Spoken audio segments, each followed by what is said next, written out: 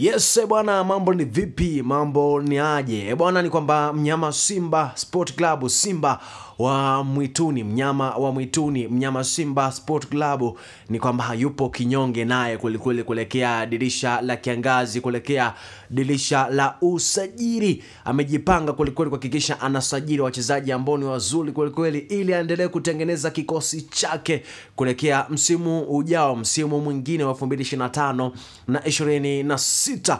Kwa mujibu wa vyanzo mbalimbali, klabu ya mnyama Simba Sport Club inafuatilia kwa ukaribu kabisa kiungo Imran Hassan, raia wa Benin mwenye umri wa miaka 21. Fundi huyo anakipiga kunako kwenye klabu ya Loto Popo ya nchini humo, akitokea kwa mkopo kwenye klabu ya Grasshopper FC ya ligi kuu soka nchini Uswizi. Anatajwa moja kati ya viungo mahiri wa bora sana wa ukabaji wanaocheza Afrika kwa sasa, ambapo pia anahudumu timu ya taifa ya Benin. Ndiye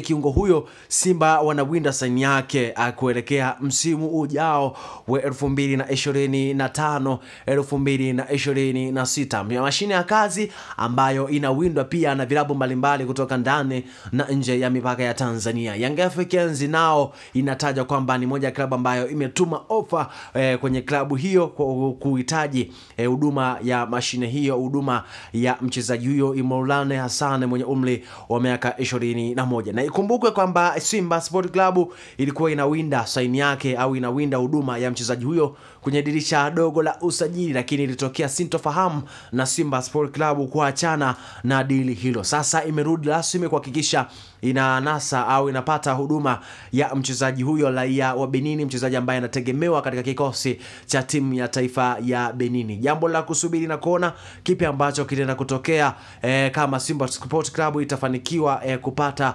saini ya mashina hiyo, saini ya mambo huyo raia wa Benin ambaye anakipiga katika nafasi ya katikati, yani kiungo wa katikati, mwamba unaweza kumuita Imran Hassan mwenye umri wa miaka 21. Endelea kuwa karibu sana na Bea TV kwa sababu hapa ndipo sehemu sahihi ya kupata updates na habari mbalimbali ambazo zinazidi kujiri na kutrend kwenye mitandao ya kijamii.